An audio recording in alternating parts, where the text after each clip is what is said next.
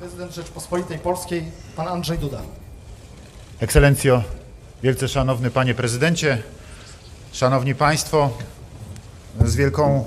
z wielką radością witam w Warszawie, witam w Polsce pana prezydenta Stanów Zjednoczonych Ameryki, pana Donalda Trumpa. Ogromnie się cieszę z tej wizyty w Warszawie, która jest jedną z pierwszych wizyt międzynarodowych pana prezydenta, bo ona podkreśla naszą więź i wysoką jakość sojuszu Polski i Stanów Zjednoczonych. Pokazuje też, że jesteśmy i wzajemnie oceniamy się jako lojalnych partnerów, jako tych, którzy współdziałają na wielu płaszczyznach, między innymi na płaszczyźnie bezpieczeństwa w ramach Sojuszu Północnoatlantyckiego. In NATO alliance. And today, this was one of the topics of our discussion that we had during our tete-a-tete meeting with Mr. President, followed by a plenary session of our two delegations. We talked about the presence of American soldiers in Poland. We talked about strengthening security of our part of Europe, including the eastern flank of NATO. We discussed generally the security situation in this part of Europe. Apart from that, we mentioned the situation in Ukraine. We talked about the upcoming Zapad 17 military exercise, which will take place in Belarus. We also talked about contracts connected with the modernization of the Polish armed forces. We discussed the already entered into agreement between Poland and the United States on purchasing Patriot missiles. So we discussed the implementation of the Wisła program. We also discussed the implementation of another program codenamed Homar. We discussed about all the things that will be implemented in the next few years as regards strengthening the security of Poland. Ladies and gentlemen, I am delighted. After these conversations, I have a feeling that the United States is thinking very seriously, and Mr. President Donald Trump is thinking very seriously about Poland's security. He's also thinking very seriously about the United States of America as our loyal ally. The president stressed very strongly the strength of the Polish community in the United States, of our Polonia, of the Polish Americans, whom he met even before elections. And Mr. President, once again, thank you very much for that.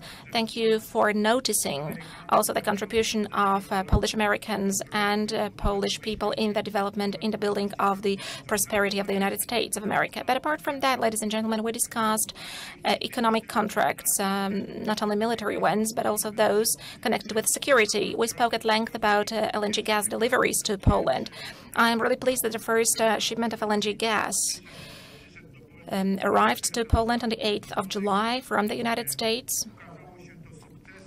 This has turned out hugely successful. There were no problems whatsoever. There were no barriers to ship that gas to our LNG terminal through the LNG terminal in Świnoujście. This opens up the path to more contracts. I hope that in the near future there will be a long-term contract entered into for LNG gas deliveries from the United States, and that through this we will diversify sources of supply of this hugely important raw material to Poland. In a few moments, together with Mr. President, we will attend the Three Seas Summit, where we will also going to discuss issues pertaining to energy security and pertaining to the development of the transatlantic bond between Europe and the United States. We will also talk about the development of infrastructure in our part of Europe, in Central Europe. But we are also going to discuss the development of the European Union, because all the Three Seas Initiative countries are EU member states. And whenever we talk about the implementation of the cohesion policy, then we are looking at it from the European Union perspective. We want to implement it through the development of infrastructure along the north-south axis to increase competitiveness of our countries and by the same token to increase the competitiveness of the entire European Union. I hope that we'll be able to do that also in cooperation with the United States according to the win-win principle that this is going to be beneficial both from the United States and for our countries. Mr. President, once again, welcome. I'm hugely delighted with your visit in Poland and in my capacity as President of the Republic of Poland. Thank you very much on the behalf of the entire Polish society, of the Polish people, for coming to Poland. Thank you, Mr. President. The President of the United States, Mr. Donald Trump, the floor is yours.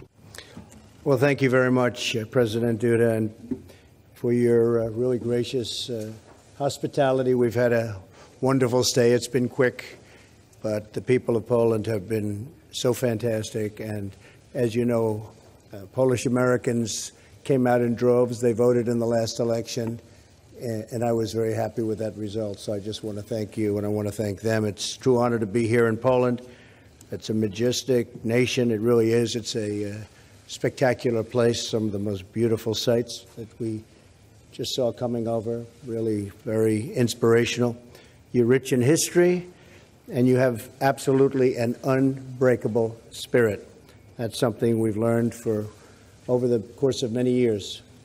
The President and I concluded a productive meeting in which we reaffirmed our enduring bonds of friendship and have united our citizens for a long time. But we've never been closer to Poland, I think, than we are right now. Poland is not only a great friend, but a truly important ally and a partner with respect to our military.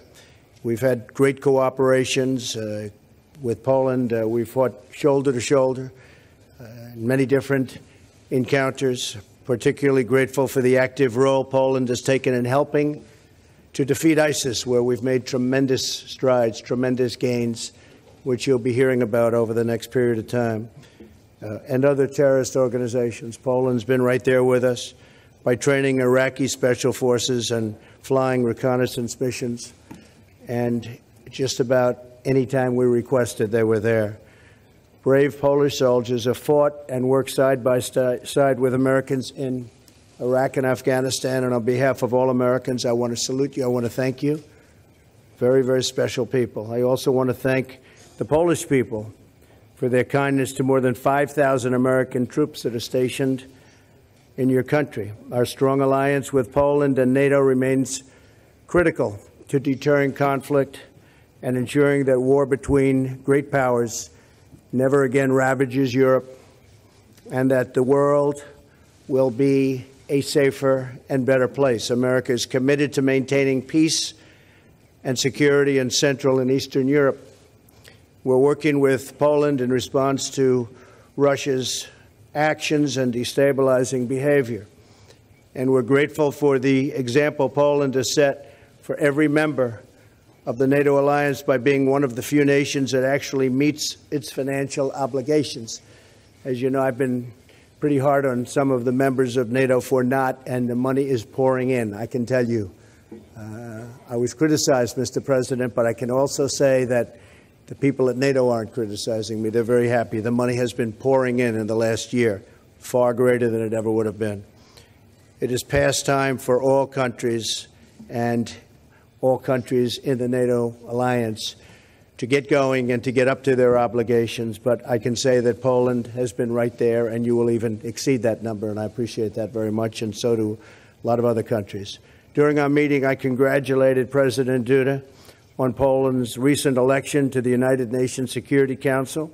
We also discussed our mutual commitment to safeguarding the values at the heart of our alliance: freedom, sovereignty, and the rule of law. Poland joins the Security Council at a very critical time. It's a critical time, frankly, for the world, because you see what's going on. Not only must we secure our nations from the threat of terrorism, but we must also confront the threat from North Korea. And that's what it is. It's a threat. And we will confront it very strongly. President Duda and I call on all nations to confront this global threat and publicly demonstrate to North Korea that there are consequences for their very, very bad behavior.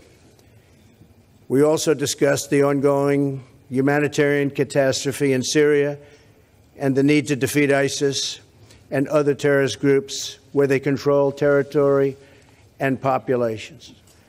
We have fought very hard and very powerfully against ISIS since I've been president, and we've made tremendous gains, far greater than has ever been made with respect to that group. While the cities of Raqqa and Mosul will soon be liberated from these murderers, criminals, and butchers, we recognize that Syria requires a political solution that does not advance Iran's destructive agenda and does not allow terrorist organizations to return.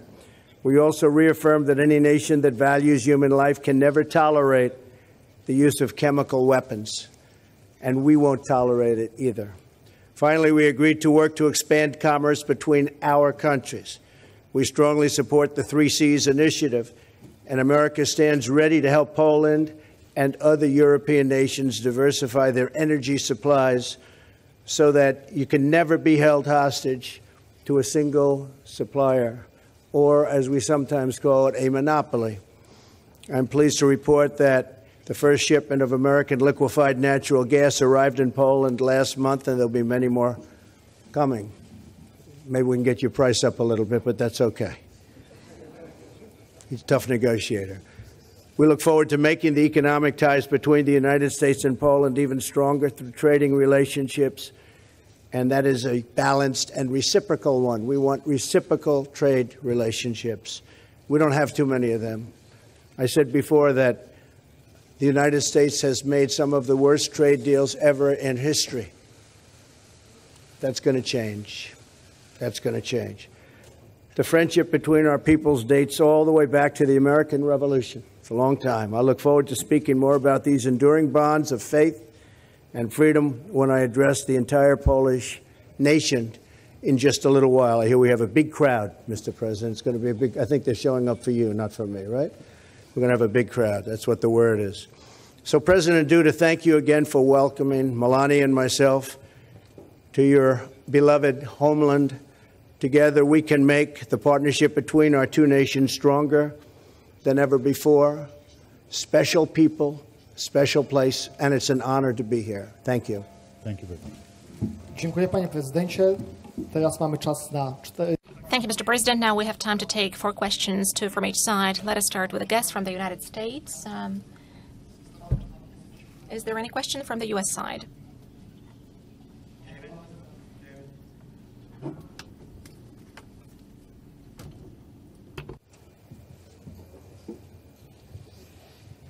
Thank you, Mr. President. In light of North Korea's latest ICBM testing, do you think they're beyond redemption, or is there a chance they might actually make a U-turn? And are you willing and ready to launch military action against them? and if I may, I have to ask about this. Since you started the whole wrestling video thing, what are your thoughts about what has happened since then? I mean, CNN went after you and has threatened to expose the identity of a person they said was responsible for it. I'd like your thoughts on that. Yeah, I think what CNN did was unfortunate for them. As you know now, they have some pretty serious problems. They have been fake news for a long time. They've been covering me in a very dishonest way. Do you have that also, by the way, Mr. President? But CNN and others, I mean, I know there's NBC is equally as bad, despite the fact that I made them a fortune with The Apprentice, but they forgot that. But I will say that CNN has really taken it too seriously, and I think they've hurt themselves very badly, very, very badly. And what we want to see in the United States is honest, beautiful, free, but honest press. We want to see fair press. I think it's a very important thing. We don't want fake news. And by the way, not everybody is fake news, but we don't want fake news. Bad thing, very bad for our country. As far as North Korea is concerned, I don't know. We'll see what happens. I don't like to talk about what I have planned, but I have some pretty severe things that we're thinking about. That doesn't mean we're going to do them. I don't draw red lines. President Obama drew a red line, and I was the one that made it look a little bit better than it was, but that could have been done a lot sooner, and you wouldn't have had the same situation that you have right now in Syria. That was a big mistake. But I think we'll just take a look at what happens over the coming weeks and months with respect to North Korea. It's a shame that they're behaving this way, but they are behaving in a very, very dangerous manner, and something will have to be done about it. Thank you. Thank you, David. And Mr. President, since we're speaking about press freedoms, your party has significantly clamped down on press freedoms in the last year and now appears to be weakening the power of the national courts as well. Do you think that people who live in other modern democracies, including some Americans, are wrong to criticize you for limiting which reporters can cover the parliament? Szanowny Panie, odpowiadając. So, to respond to your question, sir, media order is a very significant thing indeed. And when we look at the situation in the United States, when we look at the situation in Poland, in every case you can see a lot of pathologies. I can give you an example of one of Polish magazines which compared two TV channels of two different broadcasters.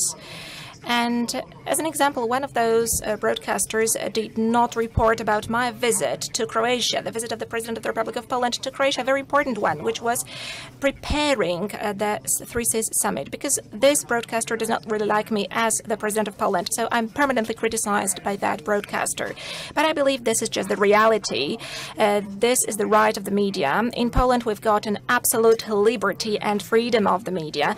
Problems were there during previous governments. Also, when the former president was in office, when one of the magazines, the Prost magazine, was visited by special services in order to take away recordings which were compromising for the politicians of the previous ruling party. So that was when the freedom was under threat. But now we have got absolute freedom of the media. We do respect the freedom of the media. We do take care of the interests of the Republic of Poland and of Polish people. Thank you, Mr. President. Now the question from the Polish side. The first question, Polish television.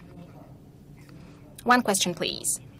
Miłosz Kuczyk, I represent the Polish television. One question concerning energy, because both of you mentioned energy sector and the deliveries of LNG. So my first question goes to President Trump. In what time perspective do you think a permanent contract could be entered into to ensure LNG gas deliveries, American deliveries to Poland? And the question to President Duda.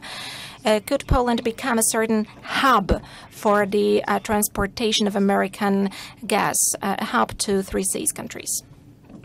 Question. I think we can enter a contract for LNG within the next 15 minutes. Do you have anybody available to negotiate? It will take about 15 minutes. You know, we're becoming a great exporter of energy. Very soon we'll be a very great exporter of energy, and we've taken a lot of unnecessary regulations out of our process, and we are doing things that we haven't been able to do for a long time. So we're blessed with great land. We didn't even know it 15 years ago in terms of what was underneath our feet, and certainly we have found out through technology that we are truly blessed to have this incredible wealth under our feet. And we are going to be an exporter of energy. It's already happening, and anytime you're ready, we can do additional contracts. We've already done the one, but we can do many additional contracts. Szanowni Państwo, no, Ladies and gentlemen, I can give you the following answer. It is not the President of the United States and the President of Poland who are going to sign the long-term contract for LNG gas deliveries to Poland. But the contract will be signed by companies, by a Polish company and an American company, and this is how it will be proceeded. What is most important, however? The most important thing is that there is green light given by the U.S. government, by the U.S. administration, that there is an incentive given by Americans for us to buy gas from the United States. And on our side, on the Polish side, on the side of the Polish authorities, there is also this green light, and there is interest in this particular thing. So I count that after relevant negotiations, I know that those negotiations are already ongoing. I believe that after the conclusion of those negotiations, there will be a long-term contract for U.S. LNG deliveries to our LNG terminal in Świnoujście. And answering the second part of your question, can we become a hub through which gas LNG gas, American gas, will flow to Central Europe? I am convinced that the answer is yes. I'm convinced that the answer is yes. And today we are going to talk about this also under the framework of the 3 Cs initiative. This is also connected with the establishment of an energy corridor, of a gas corridor along the north-south axis. But also in the future, this could ensure perhaps alternative supplies vis-à-vis Russian supplies, alternative supplies for Ukraine. This is of primary importance, and this is what we discussed today with Mr. President Trump. I'm convinced that the future is very rosy on this one, very bright, and the contracts will be entered into. And of course, we on our part, according to the needs, are going to develop our capacities as regards the reception of the LNG gas from the US and from other directions. Media is free in Poland. So now the question from a private broadcaster, TVN. Mr. Wrona, thank you very much. A question to both presidents. You mentioned military cooperation. I would like to find out from both of you, presidents, whether during your exchange, were there any concrete guarantees extended concerning the presence of American troops in Poland as long as there is threat from the Russian side? And how do you see the future, presidents, the future of the presence of American troops in Poland? Well, we didn't discuss guarantees, and we weren't really in that position to discuss guarantees, but certainly we've been here for a long time. We have quite a few troops here, up to 5,000, and we will continue to do that, and we will continue to work with Poland, but we did not discuss guarantees, no. Panie redaktorze, rozmawialiśmy z panem prezydentem przede wszystkim o with Mr. sytuacji President, bezpieczeństwa, the jaka topic that we tutaj discussed jest. first and foremost was the security situation that we have here. We discussed in the context of what is happening in our part of Europe, in the context of the Zapad 17 maneuvers, which we have already mentioned. And from that point of view, there is no doubt that the presence of American troops and NATO troops in Poland today is absolutely justified from this perspective. If we add to this the situation that we are seeing in Ukraine all the time, then it is absolutely clear. But we are going to discuss it further with Mr. President.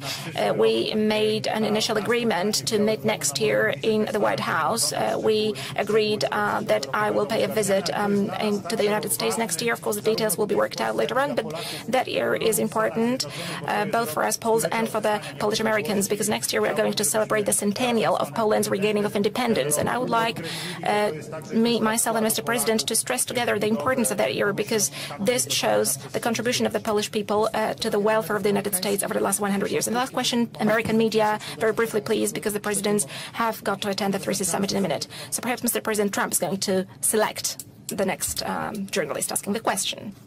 Thank you, Mr. President. To you first, a two-part question, if I may. Will you once and for all, yes or no, definitively say that Russia interfered in the 2016 election? Well, I think it was Russia, and I think it could have been other people in other countries. Could have been a lot of people interfered.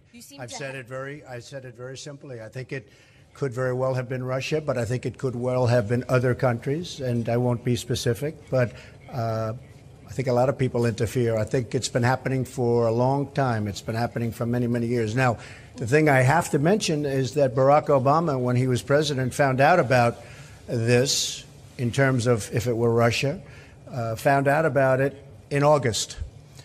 Now, the election was in November. That's a lot of time. He did nothing about it. Why did he do nothing about it? He was told it was Russia by the CIA, as I understand it. It was well reported. And he did nothing about it. They say he choked. Well, I don't think he choked. I think what happened is he thought Hillary Clinton was going to win the election, and he said, let's not do anything about it. Had he thought the other way, he would have done something about it. So he was told in early August by presumably the CIA that Russia was trying to get involved or meddling pretty strongly with the election. He did nothing about it. The reason is he thought Hillary was going to win. And if he thought I was going to win, he would have done plenty about it. So that's the real question, is why did he do nothing from August all the way to November 8th? Why did he do nothing? His people said he choked. I don't think he choked. So the follow-ups for you on that, Mr. President, you again say you think it was Russia. Your intelligence agencies have been far more definitive. They say it was Russia. Why won't you agree with them and say it was? I'll tell you, let me just start off by saying, I heard it was 17 agencies. I said, boy, that's a lot. Do we even have that many intelligence agencies, right? Let's check it. And we did some very heavy research. It turned out to be 3 or 4. It wasn't 17. And many of your compatriots had to change their reporting, and they had to apologize, and they had to correct. Now, with that being said, mistakes have been made. I agree. I think it was Russia, but I think it was probably other people and or countries, and I see nothing wrong with that statement. Nobody really knows. Nobody really knows for sure. I remember when I was sitting back listening about Iraq, weapons of mass destruction, how everybody was 100% sure that Iraq had weapons of mass destruction. Guess what? That led to one big mess. They were wrong, and it led to a mess. So it was Russia, and I think it was probably others also, and that's been going on for a long period of time. But my big question is, why did Obama do nothing about it from August all the way to November 8th? He did nothing about it, and it wasn't because he choked. And before dear lady, I get to it was two President questions. Duda, you talk Dear about lady, being angry at President two Obama, questions. Mr. President. Thank you very talk much. about having anger. Thank you very much. You must go. Very briefly follow up, Mr. Thank you very President. much. Why haven't you shown Dear that anger lady, toward Moscow? it was sir? two questions. Thank you very much. Can I ask of President Duda, Dziękuję please? panom prezydentom. Dziękuję President Duda, członkom President, delegacji. thank Dziękuję you państwu. to the members of the delegation. Thank you, ladies and